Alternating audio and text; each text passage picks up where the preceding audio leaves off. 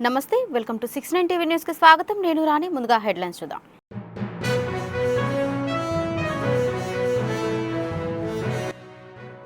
ED ACB సంస్థలు రెండు ఒకేలా వ్యవహరిస్తున్నాయి సంచలన వ్యాఖ్యలు చేసిన మాజీ మంత్రి కేటీఆర్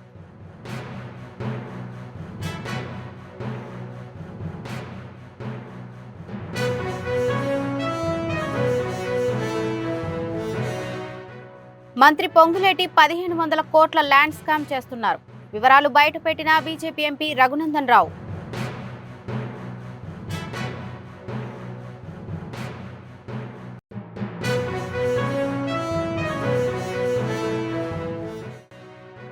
కేటీఆర్ నిన్ను ఏసీబీ ఇంట్రాగేషన్ చేస్తుందని గుర్తుపెట్టుకో అతి ప్రసంగాలే సమస్యగా మారుతుందన్న అద్దంకి దయాకర్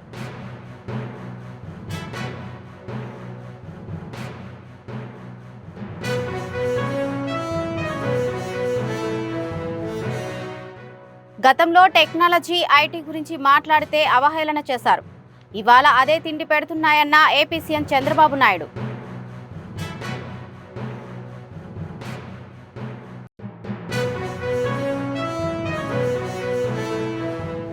ఢిల్లీలో పర్యటిస్తున్న సీఎం రేవంత్ రెడ్డి బృందం గురువారం కేంద్ర అటవీ పర్యావరణ శాఖ మంత్రి భూపేందర్ యాదవ్తో భేటీ అయ్యారు ఈ సందర్భంగా తెలంగాణకు రావాల్సిన నిధులపై చర్చించినట్లు సమాచారం సీఎం వెంట రాష్ట్ర మంత్రులు కొండా సురేఖ పొన్నం ప్రభాకర్ పొంగులేటి శ్రీనివాసరెడ్డిలు ఉన్నారు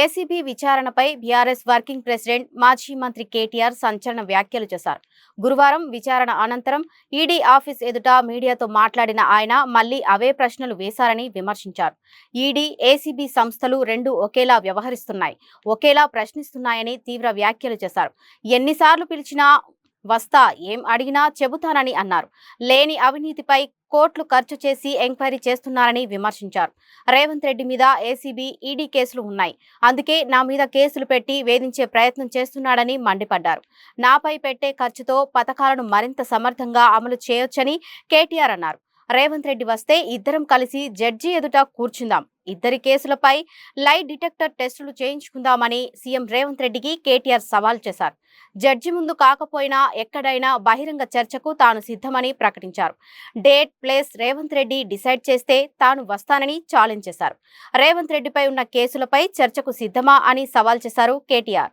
ఉదయం పేపర్లో కూడా చూసినా ఈ విచారణకి దాదాపుగా 5 నుంచి 10 కోట్ల రూపాయలు ఖర్చు అవుతుంది అని ఇవాళ ఉదయమే పేపర్లో చూసిన అందుకే ముఖ్యమంత్రి రేవంత్ రెడ్డికి నేను ఒక మాట చెప్పదలుచుకున్నాను రేవంత్ రెడ్డి గారు మీరు మీ కక్ష సాధింపు చర్యల్లో భాగంగా మీ మీద ఏసీబీ కేసు ఉన్నది కాబట్టి నా మీద ఏసీబీ కేసు బనాయించినాం నీ మీద ఈడీ కేసు అయింది కాబట్టి నా మీద ఈడీ కేసు పెట్టినావు ఏం ఇబ్బంది లేదు నువ్వంటే దొరికినోనివి నేనంటే నిజాయితీ పరుణ్ణి ధైర్యం ఉన్నది కాబట్టి ఎదుర్కొంటా కానీ ఈ 5 కోట్లు 10 కోట్లు ప్రజాధనం ఏదైతే వృధా అవుతున్నదో ఆ 10 కోట్ల రూపాయలతో బ్రహ్మాండంగా ఇంకొక 500 మంది రైతులకు రుణమాఫీ చేయొచ్చు ఆ 10 కోట్ల రూపాయలతో దాదాపు 2500 మంది పెద్ద మనుషులకు పెన్షన్లు ఇవ్వచ్చు అందుకే రేవంత్ రెడ్డి గారికి నేను ఒక ఆఫర్ ఇస్తా ఉన్నా రేవంత్ రెడ్డి గారు నీకు నిజాయితీ ఉంటే నీకు ధైర్యం ఉంటే ఒక పని చేద్దాం నేను తయారుగా ఉన్నా నువ్వు ముందుకు రా జడ్జి గారు ముందు కూర్చుందాం ఏసీబీ జడ్జి అయినా హైకోర్టు న్యాయమూర్తి గారైనా లేదా మీకు ఇష్టమైన న్యాయమూర్తి ఎవరి ముందైనా కూర్చుందాం మీ మీద ఏసీబీ కేసు ఉంది నా మీద ఏసీబీ కేసు ఉంది నీ మీద ఈడీ ఛార్జ్ షీట్ చేసింది నా మీద ఈడీ విచారణ జరుగుతున్నది మీరు మొత్తం ఈ టీవీలు అన్ని ఉన్నాయి కదా, మొత్తం మీడియా ఉంది కదా, లైవ్ టీవీ పెట్టండి. నేను రేవంత్ రెడ్డి గారు ఇద్దరం కూర్చుంటాం న్యాయమూర్తి ముంగట. మీరు ఏ ప్రశ్న అడగండి కేసుకు సంబంధించి, ఆయన కేసు నా కేసు. ఇద్దరికి లై డిటెక్టర్ పరీక్ష పెట్టండి. ఇద్దరికి కూడా లై డిటెక్టర్ పరీక్ష పెట్టండి. మొత్తం రాష్ట్ర ప్రజలందరూ చూస్తుండగా ఒక 50 లక్షలు 20 లక్షల రూపాయలు ఒడిసిపోతుంది. లేకపోతే ఈ 10 కోట్ల రూపాయలతోని అనవసరంగా ప్రజాధనం దుర్వినియోగం అయ్యే విధంగా, ఇంతమంది ఉన్నతాధికారుల టైం వేస్ట్ అయ్యే విధంగా, ఇంతమంది మీడియా సంస్థల టైం వేస్ట్ అయ్యే విధంగా ఈ కక్ష సాధింపు విచారణ మంచిది కాదు. నేను రెడీగా ఉన్న రేవంత్ రెడ్డి, నీకు ధైర్యం ఉంటే ముందుకు రా. నీ జూబ్లీహిల్స్ ప్యాలెస్ లో అయినా సరే, లేదా న్యాయమూర్తి ఇంట్లో అయినా సరే, ఏసీబీ న్యాయమూర్తి ఇంట్లో అయినా సరే, కోర్టులో అయినా సరే, లేదా ఈడీ ఆఫీస్ లో అయినా సరే, ఎక్కడైనా నేను లై డిటెక్టర్ పరీక్షకు సిద్ధం. నువ్వు కూడా రా, ఇద్దరం కూర్చుందాం. దొంగెవరో, ఎవరేందో, ఎవరి నిజాయితీ ఏందో రాష్ట్రం మొత్తం చూస్తుంది. నీకు ధైర్యం ఉంటే వెంటనే నిర్ణయం తీసుకో. డేట్ నువ్వే చెప్పు, టైం నువ్వే చెప్పు, ప్లేస్ నువ్వే చెప్పు, నేను వస్తా. నిజాయితీగా నా చేయిస్తా. నువ్వు లై డిటెక్టర్ పరీక్ష పెట్టి నువ్వు కూడా పెట్టుకొని కూర్చో. ఎవరు ఏందో రాష్ట్ర ప్రజలకు తేలుతుంది. సరే, ఈ కేసు విషయానికి వస్తే విచారణ జరుగుతూ ఉంది. ఇప్పుడే నేను చెప్పాను, విచారణకు ఇంకా ఎన్నిసార్లు రమ్మన్నా వస్తా. ఎన్ని ప్రశ్నలు అడిగినా సమాధానం చెప్తా. ఎన్ని రకాల పరీక్షలు పెట్టినా భరిస్తా. ఎందుకంటే నిజం, నిజాయితీ అల్టిమేట్ గా గెలుస్తుంది. న్యాయం, ధర్మం గెలుస్తుంది. హైకోర్టులు ఉన్నాయి, సుప్రీంకోర్టులు ఉన్నాయి, లోకల్ కోర్ట్స్ ఉన్నాయి. న్యాయమూర్తుల మీద విశ్వాసం మాకుంది. ముమ్మాటికి ఈ రోజు కాకపోతే ఇంకో 4 రోజులకు వాస్తవాలు ప్రజలకు తెలుస్తాయి. తప్పకుండా న్యాయం గెలుస్తుందనే విశ్వాసం నాకుంది. మంత్రి పొంగులేటి శ్రీనివాసరెడ్డి చేస్తున్న 1500 కోట్ల విలువైన ల్యాండ్ స్కామ్ చేస్తున్నారని బీజేపీ ఎంపీ రఘునందన్ రావు వివరాలు బయటపెట్టారు. పట్టపగలు గిరిజనులు, మహిళలపై పోలీసులు, రెవెన్యూ అధికారులు దాడులు చేస్తున్నారని ఆగ్రహం వ్యక్తం చేశారు.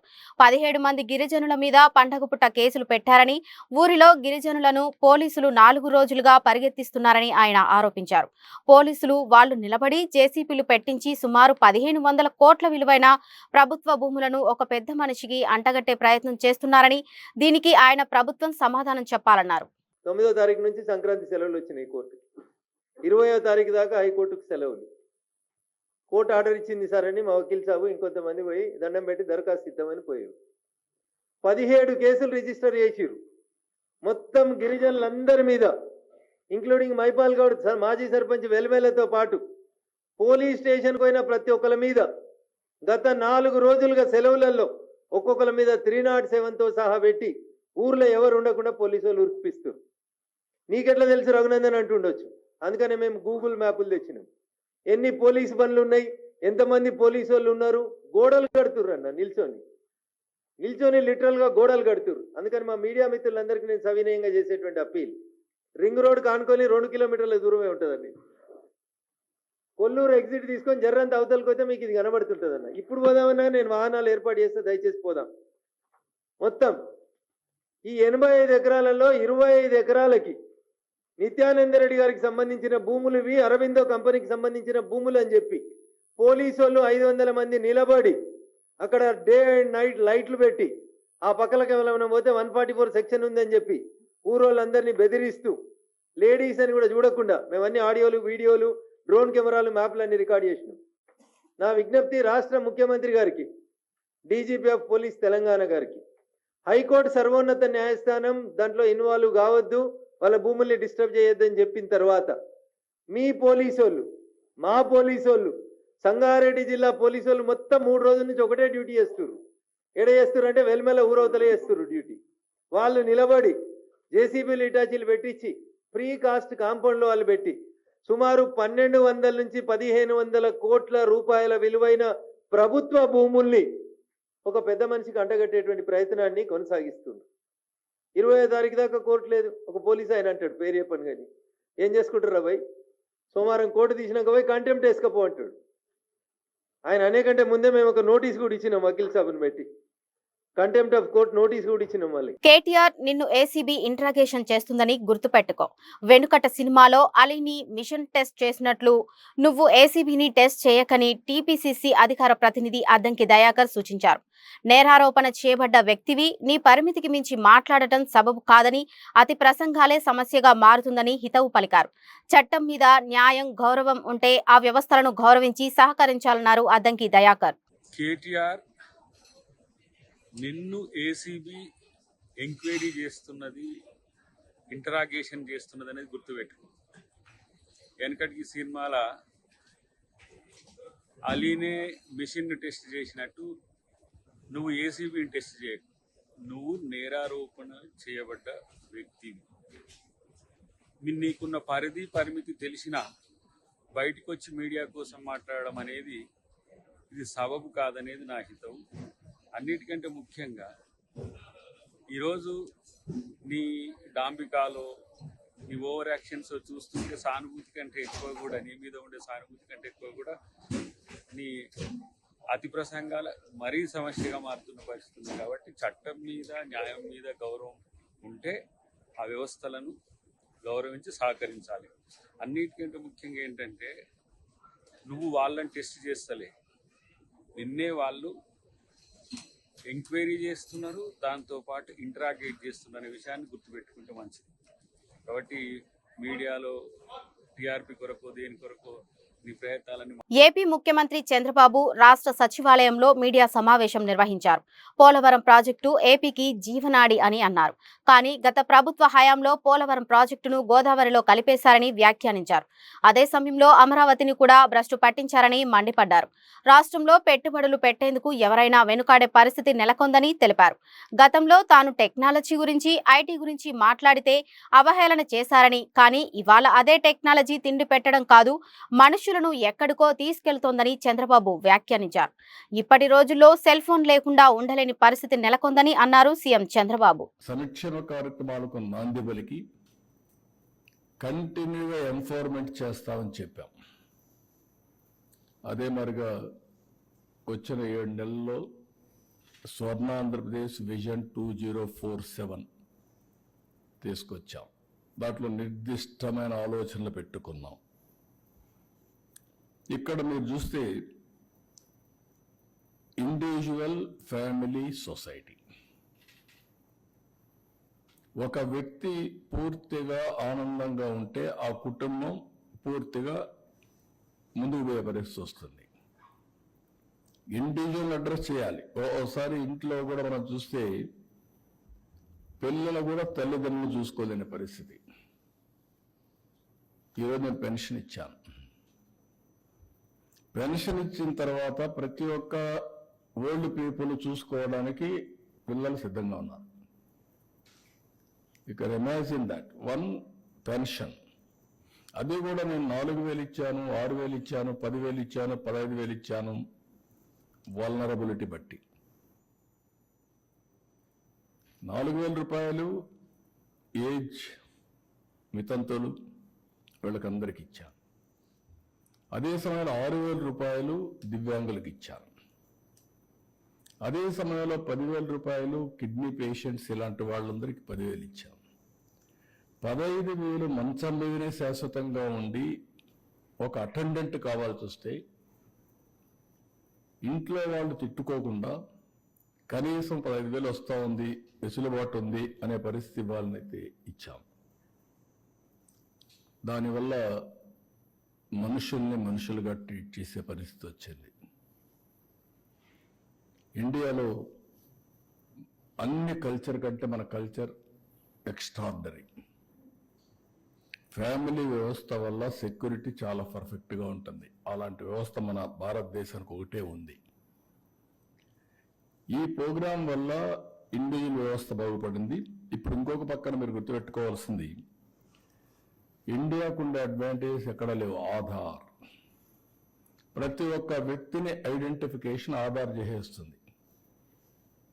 దారిలో పోతా ఉంటే నేను సో అండ్ సో అంటే నువ్వు సో అండ్ సో అంటే చెప్పా వేలు ముద్రను తీసుకొని నువ్వు ఎవరు చెప్పే పరిస్థితి వస్తుంది.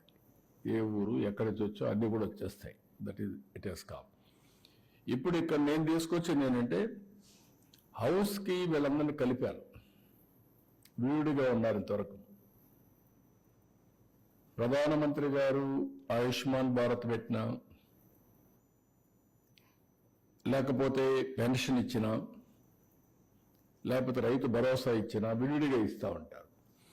నదుల అనుసంధానం చేయటం ఒక్కటే రాయలసీమ కరువుకు పరిష్కారమని సీఎం చంద్రబాబు బనకచెర్ల రిజర్వాయర్ నిర్మాణం ద్వారా గోదావరి, కృష్ణా, పెన్నా నదుల అనుసంధానం చేయాలన్న సంకల్పాన్ని కొందరు అడ్డుకోవాలనుకోవడం దురదృష్టకరమని టీడీపీ నేతలు చమర్చి జగన్మోహన్ రాజు, నాగోతు రమేష్ నాయుడు అన్నారు. రేవంత్ రెడ్డి సైతం రాజకీయంగా, ఆర్థికంగా ఆంధ్రుల చేతుల్లో పెరిగి తీరా ముఖ్యమంత్రి అయ్యాక సీమ ప్రజల నోటికాడకు వస్తున్న నీళ్లను అడ్డుకోవాలనుకోవడం దురదృష్టకరమన్నారు. ప్రాంతాల మధ్య విద్వేషం పెట్టి పబ్బం గడుపుకోవాలనుకోవడం తెలంగాణ ముఖ్యమంత్రికి భావ్యం కాదని వారు హెచ్చరించారు.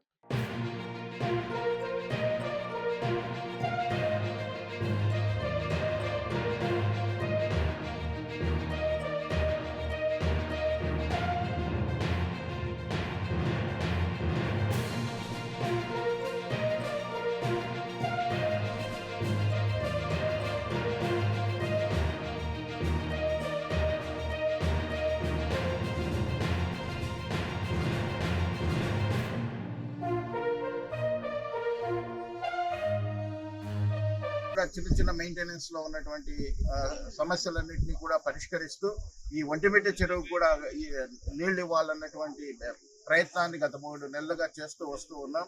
ఎన్నో అడ్డంకులు ఎదురైనా కానీ మరొకసారి వాళ్ళ ఒంటిమిట్ట చెరువుకు నీళ్లను ఇస్తూ ఉన్నాం. కాబట్టి జిల్లా అధ్యక్షుడు జగన్మోహన్ రెడ్డి గారు సొంత డబ్బులతోటి ఈ మెయింటెనెన్స్ కి గత ప్రభుత్వాల డబ్బులు ఇవ్వకపోయినా వాటి మీద నిరంతరం వెచ్చించి కొంత ఊరి మీద మమకారంతో ప్రయత్నం చేస్తూనే ఉన్నారు.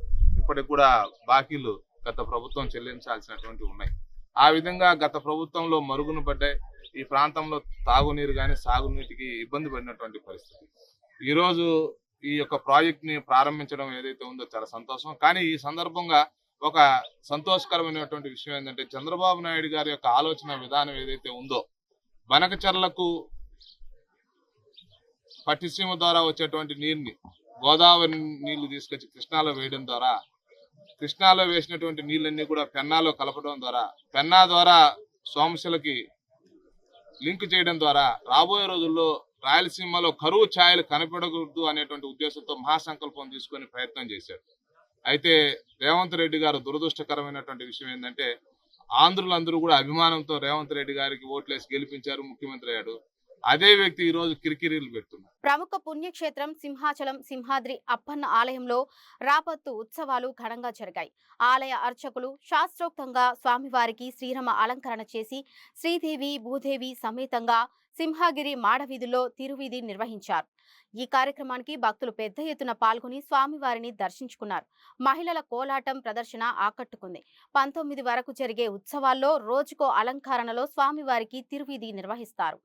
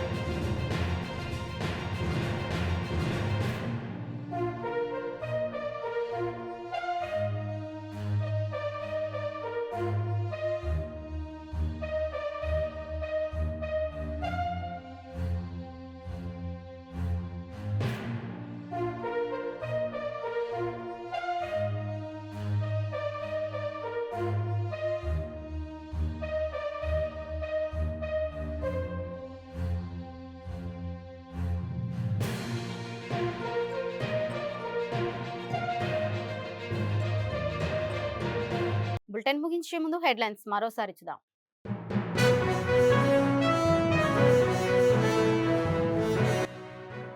ఈడీ, ఏసీబీ సంస్థలు రెండు ఒకేలా వ్యవహరిస్తున్నాయి. సంచలన వ్యాఖ్యలు చేసిన మాజీ మంత్రి కేటీఆర్.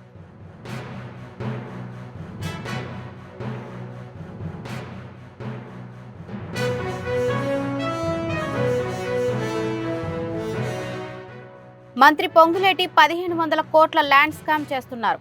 వివరాలు బయటపెట్టిన బీజేపీ ఎంపీ రఘునందన్ రావు.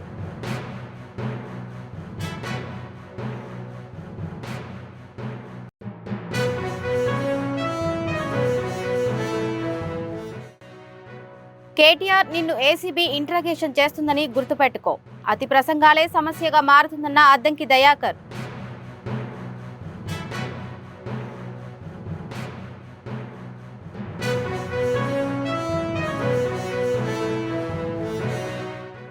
గతంలో టెక్నాలజీ ఐటీ గురించి మాట్లాడితే అవహేళన చేశారు. ఇవాళ అదే తిండి పెడుతున్నాయన్న ఏపీ సీఎం చంద్రబాబు నాయుడు.